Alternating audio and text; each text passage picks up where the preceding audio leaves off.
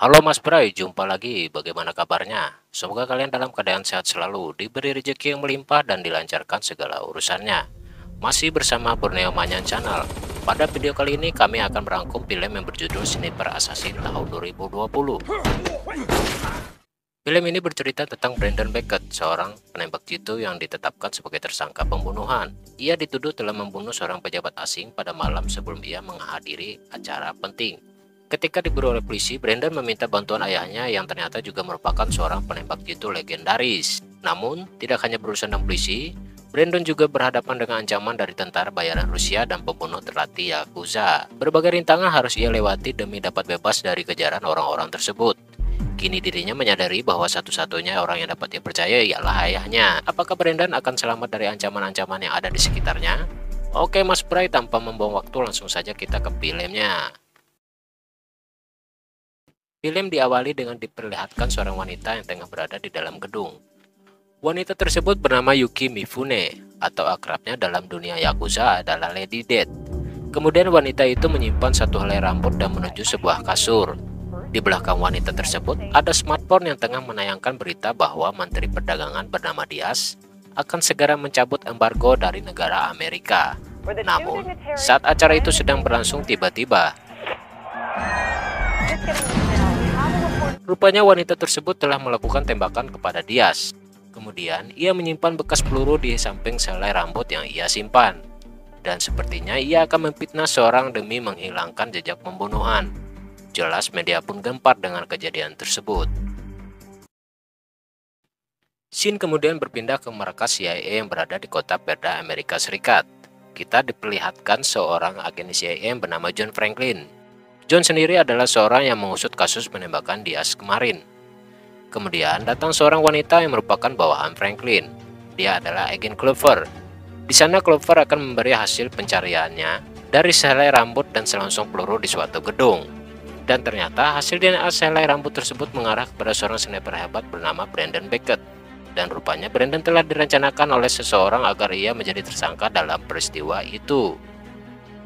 Bukan tanpa alasan si penjahat memfitnah Brandon karena tidak seorang pun yang bisa menembak dengan jarak sejauh 1,2 mil terkecuali Brandon.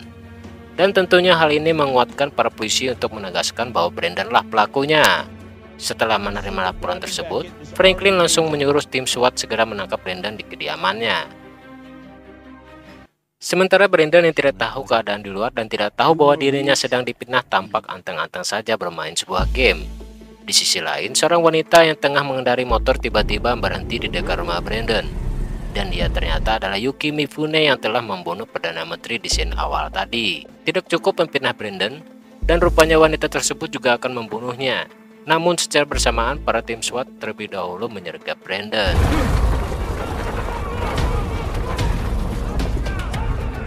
Jelas saja, di sana Brandon merasa heran dengan apa yang terjadi dan tidak bisa berbuat apa-apa. Akhirnya Brandon harus pasrah dibuat tim SWAT. Melihat Brandon dibawa tim SWAT, Yuki melaporkannya kepada seseorang. Seseorang tersebut mengatakan bagaimanapun Brandon harus tewas. Dan rupanya wanita tersebut adalah wanita bayaran untuk membunuh Perdana Menteri agar bisa menutupi jejak pelaku sebenarnya. Seseorang yang menyuruh Yuki sengaja memfitnah Brandon dengan menyimpan satu helai rambut di suatu gedung di mana Yuki menembak. Jika Brandon sudah ditetapkan sebagai pelaku pembunuhan, maka Yuki akan membunuh Brandon agar Brandon terlihat mati bunuh diri. Tapi karena misi ini gagal, akhirnya Yuki beralih ke rencana B. Di mana jika Brandon sudah diinterogasi, maka Brandon akan dibawa ke penjara. Dan untuk menutupi jejak, orang itu mengirimkan konvoi pasukan untuk menggagalkan polisi di tengah jalan. Dan Yuki diperintahkan lagi untuk membunuh para konvoi itu agar seolah-olah bahwa konvoi tersebut adalah pasukan yang menyelamatkan Brandon. Jika semuanya tidak ada yang selamat, maka kasus akan ditutup dan Brandon ditetapkan sebagai seorang pembunuh Perdana Menteri. Singkat cerita, Brandon akhirnya diinterogasi oleh Franklin di sebuah safe house CIA. Franklin mengatakan bahwa tidak ada alasan Brandon untuk menolak tuduhan, karena pasukan CIA telah menemukan sampel rambut yang cocok dengan Brandon. Selain itu, CIA juga memiliki catatan penerbangan Brandon. Franklin juga mengatakan apakah ayahnya terlibat. Mendengar hal tersebut, jelas Brandon merasa tidak bersalah menolak tuduhan dan mengatakan bahwa dia tidak tahu apa-apa. Bahkan, dia juga tidak tahu telah terjadi pembunuhan. Kemudian ada seorang pria yang masuk ke dalam. Pria tersebut meminta waktu kepada Franklin agar dia bisa berbicara dengan Brandon empat mata. Dia bernama Agent Rosenberg. Dia adalah satu-satunya pria yang tidak percaya bahwa Brandon lah pelakunya, karena ia merasa tuduhan ini adalah kesalahan yang dimana Brandon memiliki catatan yang sangat mengagumkan.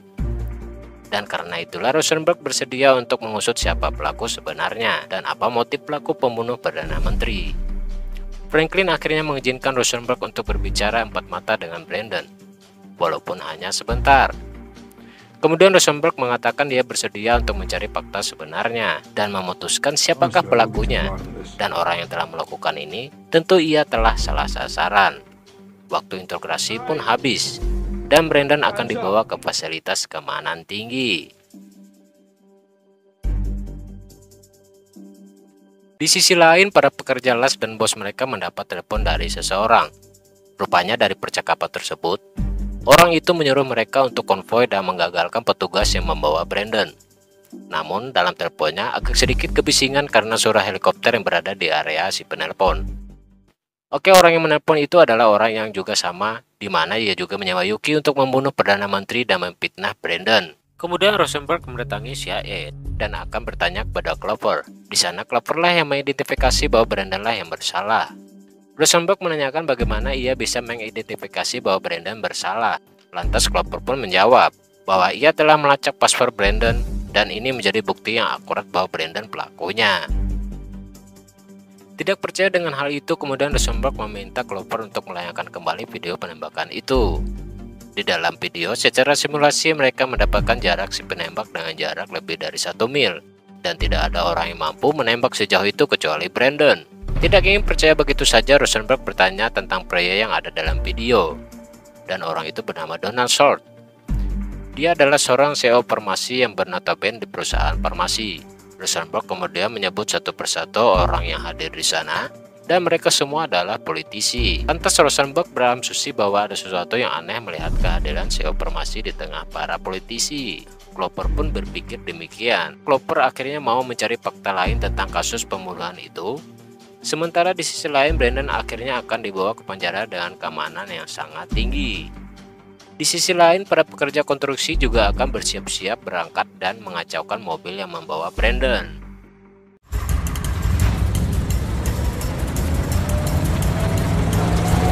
Di tepi jalan, Yuki kembali hadir dan menyiapkan senapannya untuk menjalankan misi. Saat di tengah perjalanan, Brandon melihat ada konvoi mobil yang mengikutinya. Lantas ia merasa bahwa ada hal aneh. Namun kecurigaannya ditolak mentah-mentah oleh para petugas. Sampai akhirnya mobil mereka ditahan oleh konvoi itu dan mereka pun langsung menembaki para petugas. Sedangkan Brandon sendiri berusaha untuk membuka borgol agar ia bisa membantu para petugas. Sementara di tepi jalan, Yuki juga berhasil menembakkan satu petugas yang akan membungkuk konvoi. Saat orang-orang itu sudah mendekati mobil dan akan membunuh Brandon, Brandon berhasil membuka borgol dan langsung menembaki mereka. Yuki kembali menembaki Brandon, namun Brandon berhasil menghindar. Kemudian dengan cepat Brandon berhasil kabur dan membawa mobil SWAT. Melihat Brandon pergi, Yuki pun menembaki satu konvoi yang tersisa karena dirasa mereka gagal menjalankan misi. Scene kemudian berpindah di kota California. Di sana Rosenberg kembali mencari bukti-bukti dengan mendatangi Donald Short, yang sebelumnya juga ia merasa curiga atas kehadiran CEO farmasi di tengah para politisi. Rosenberg kemudian mendatangi Donald yang tengah berkencan dengan asistennya. Di sana ia menanyakan tentang tujuan Donald menghadiri acara tersebut, padahal acara itu hanya dikhususkan bagi para politisi. Donald beralasan bahwa obat-obatan adalah salah satu ekspor utama bangsa Amerika dan itu mencakup kepada perdagangan, jadi kehadirannya sangat dipentingkan di acara tersebut. Tapi Rosenberg mengatakan lagi, jika kehadiran para pengusaha diekspor dipentingkan di sana, mengapa tidak ada siapapun dari perusahaan gas yang menghadiri acara tersebut?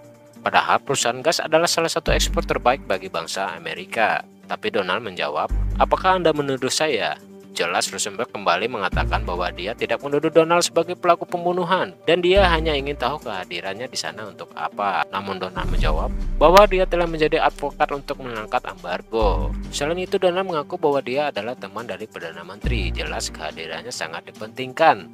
Kemudian Rosenberg bertanya lagi tentang keuntungan menjadi advokat di bidang embargo.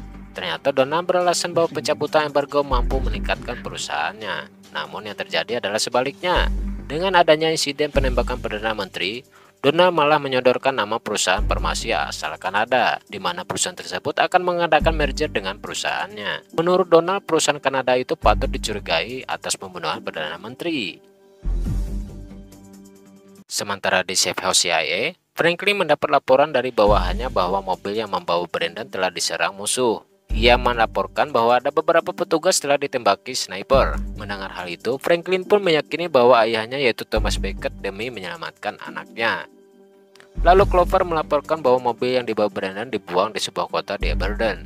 Lantas Franklin pun menyuruh mereka untuk membuka CCTV dan koneksi di jalan kota Aberdeen. Di kota Aberdeen, Brandon mencoba mencuri salah satu mobil.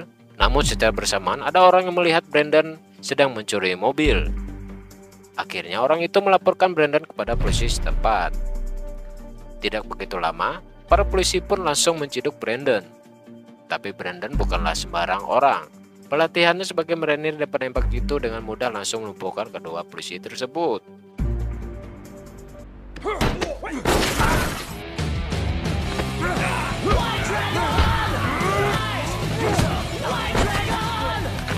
Kemudian ia menghampiri orang yang melaporkannya. Dia memaksa orang itu untuk mengantarkannya ke sebuah tempat di mana ayahnya berada.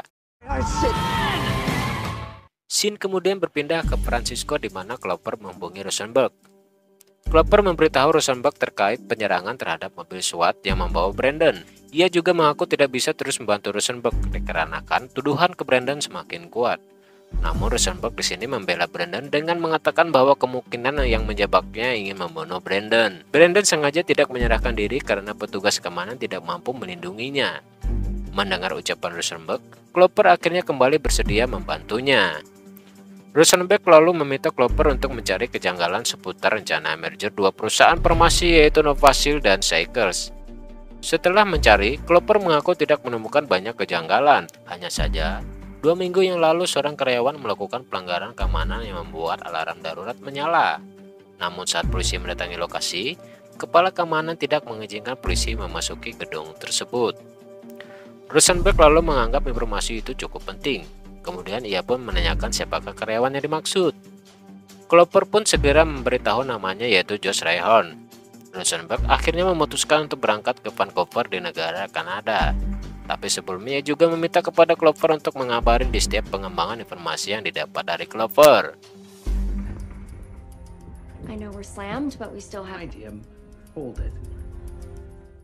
Saat hari menjelang pagi, Brandon menyuruh orang itu keluar dari mobilnya.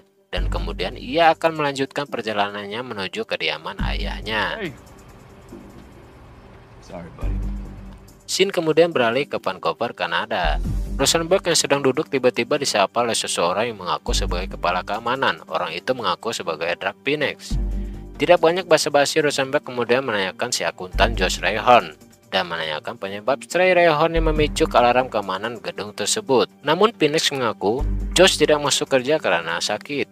Perihal alarm keamanan, Phoenix menganggap itu hanya kesalahpahaman sehingga pihak kepolisian tidak perlu masuk ke dalam gedung.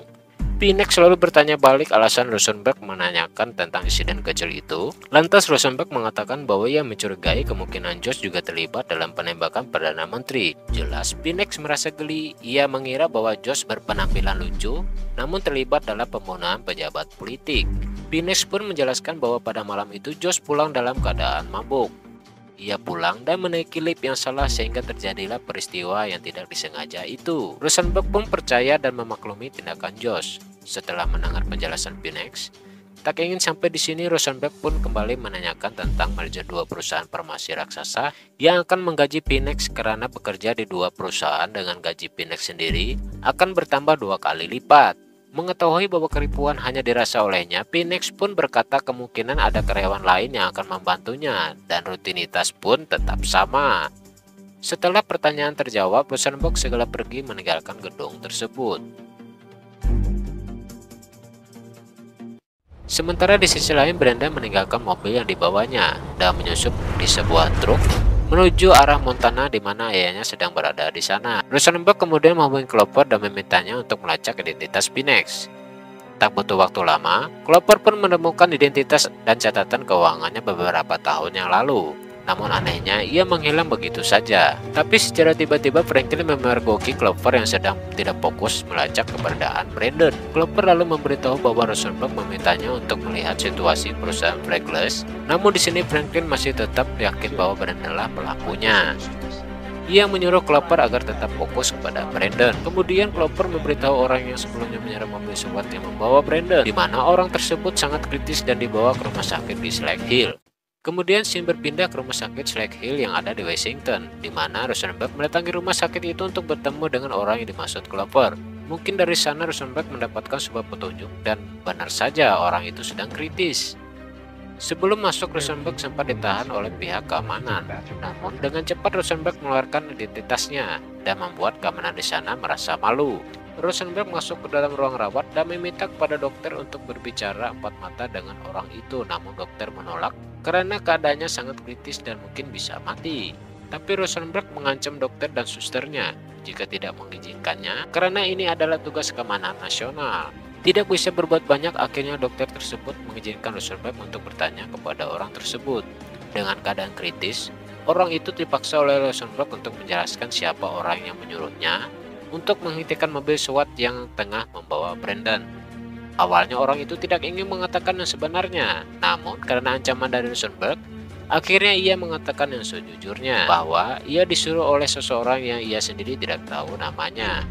Namun ketika ia menelpon, ia tidak mendengar dengan jelas karena suara helikopter yang berada di area si penelpon. Sedikit informasi itu sangatlah cukup bagi Rosenberg untuk mencari fakta lainnya.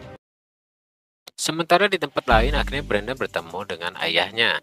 Thomas berkata mengapa Brandon datang ke sini. Dengan sedikit alasan, dia berkata bahwa dia hanya sekedar memancing. Namun Thomas tidak percaya hingga akhirnya Brandon berkata bahwa dia telah difitnah atas pembunuhan Perdana Menteri. Singkat cerita, pada malam hari Thomas menceritakan masa lalunya yang membuat dia tidak bisa lupa di mana saat misi di Kamboja. Ia dan sahabatnya diperintahkan memburu salah satu penjahat, namun keadaan saat itu Thomas dan rekannya mulai lelah, sehingga terjadi sebuah kesalahan yang menimpa rekannya, di mana rekannya ditahan dan ditodong pistol di area pipi. Thomas yang melihat tersebut melihat sahabatnya seperti berkata, "Audi, kosongkan tutup mulut." Thomas sendiri tidak tahu makna yang diucapkan, sehingga ia pun berasumsi untuk menembak si penjahat yang berada di belakang temannya. Dan ini adalah salah satu sasaran yang sulit bagi Thomas, di mana jika tembakannya meleset maka temannya akan mati. Namun, tidak ada alasan lagi bagi Thomas untuk menembakkan pelurunya. Dan alhasil, penjahat tersebut berhasil tertembak, namun sahabatnya juga ikut tertembak. Dan peristiwa tersebut sangat tidak bisa dilupakannya. Dan kata-kata Audi, kosongkan tutup mulut, masih menghantui dirinya. Scene kemudian berpindah ke kota Seattle, Washington, di mana Franklin dan lainnya sedang menggeledah isi rumah Brandon. Di sana juga terdapat Rosenberg yang meminta izin untuk melihat keadaan isi rumah Brandon. Namun Franklin merasa keberatan dengan kehadiran Rosenberg. Tidak lama datanglah bawahan Franklin yang menemukan satu surat undangan dari ayahnya, di mana ayahnya mengajak Brandon untuk minum-minum bir di kediamannya. Mendengar hal tersebut, Franklin langsung mengirim pasukan untuk menyergap Brandon di kediaman ayahnya. Sementara Rosenberg yang masih di rumah Brandon kemudian masuk ke salah satu kamar dan menemukan sebuah foto. Di dalam foto itu terdapat Brandon dan teman sangkatannya. Namun yang aneh di sana, Rosenberg melihat seseorang yang wajah mirip dengan Pinex. Lantas ia langsung memfoto dan mengirim foto tersebut.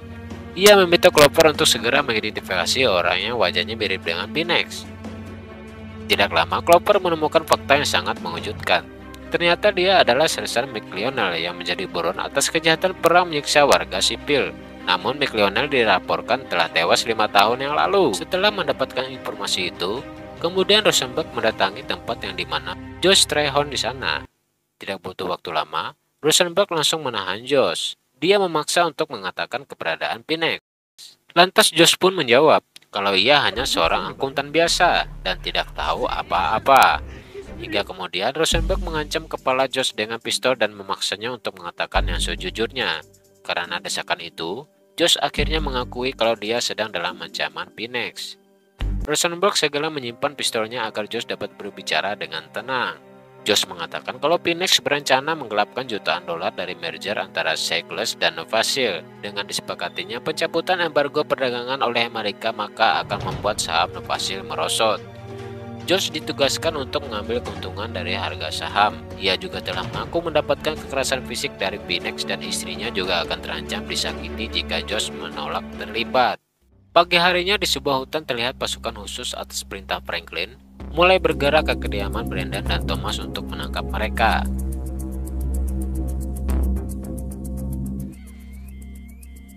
Tapi karena insting harimaunya masih melekat, Thomas menyadari kedatangan mereka dari CCTV. Brandon pun disuruh ayahnya untuk pergi melewati jalan rahasia, sementara pasukan telah mendekati rumah Thomas. Sementara di Sevel CIA, Clover menerima telepon dari Rosenberg yang ingin berbicara dengan Franklin. Ia menjelaskan temuannya dan menyuruh Franklin agar segera mengirim pasukan ke kantor Cycles, lalu menangkap Josh Strayhorn, karena Strayhorn akan mengakui semuanya. Sementara di rumah Thomas, ia membuka pintu dan mengangkat tangan. Franklin sendiri sedang dalam kebingungan yang memerintahkan pasukannya untuk mundur. Namun dari arah yang tidak diduga, tiba-tiba terdengar suara senapan yang menembakkan satu peluru yang mengenai pasukan CIA.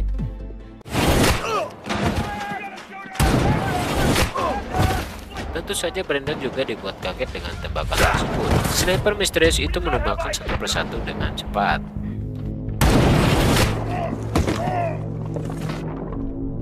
Thomas yang tengah kembali bersembunyi di dalam rumah segera mengambil senapannya. Ia terus mencari letak persembunyian sniper. Sedangkan Brandon menaiki sebuah menara lalu mencari posisi ayahnya dan sniper misterius. Rupanya pelakunya adalah Yuki. Di sana ia sedang bersembunyi di semak-semak dan ia mendapati Thomas dalam bidikan yang sempurna. Tapi Yuki juga melihat letak persembunyian Brandon.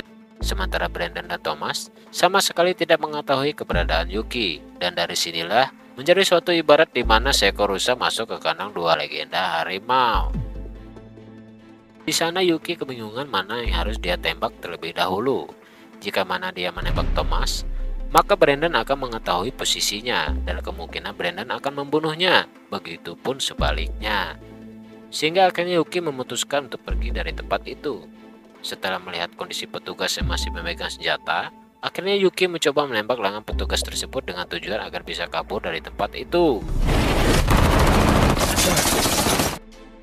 Tembakan senjata petugas hampir saja mengenai Thomas, dan Brandon segera mencari sumber tembakan tadi, hingga akhirnya melihat semak-semak yang bergoyang pertanda sniper mencoba melarikan diri. Kemudian, Brandon membagi tugas dengan ayahnya untuk menangkap Yuki. Brandon masih terus mencari jejak Yuki, namun dari arah lain Yuki sedang membidik Brandon dan akan menarik pelatuk. Namun aksinya seketika digagalkan oleh Thomas dengan menembakkan senapan Yuki dan membuatnya rusak.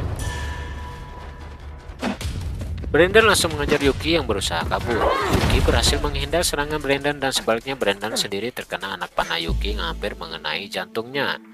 Setelah mencabut anak panah yang menancap di dadanya, ia mencoba kembali mengejar dan Brandon berhasil membuka penyamaran Yuki. Melihat Yuki yang ternyata adalah seorang wanita, Brandon sempat terkejut. Ia kembali mengejar Yuki yang berusaha kabur hingga akhirnya pertarungan pun terjadi.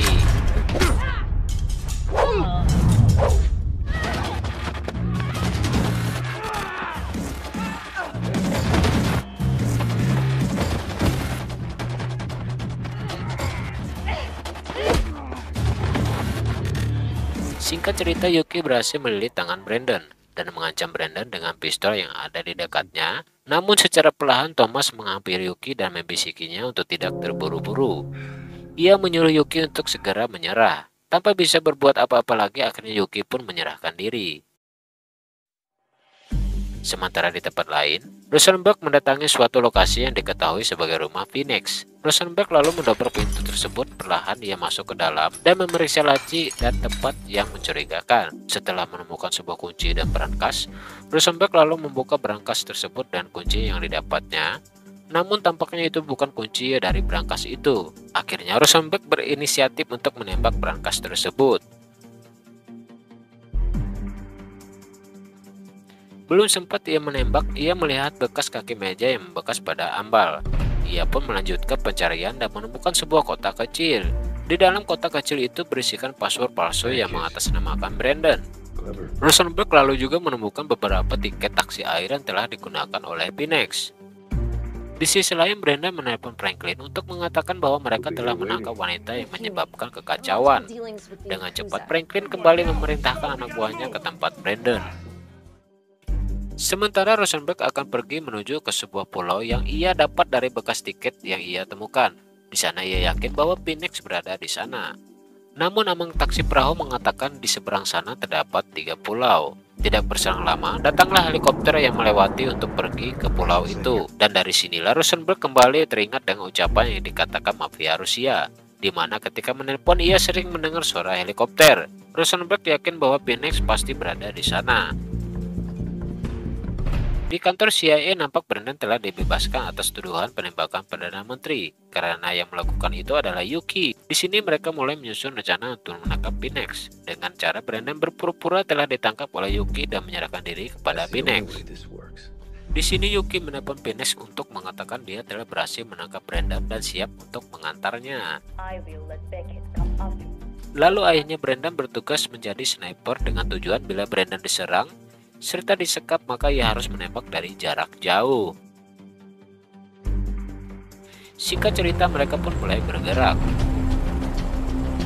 Di sisi lain Rosenberg yang telah sampai ke tempat Phoenix mulai masuk dan menyusuri ruangan. Tiba-tiba Phoenix pun menyerang dirinya.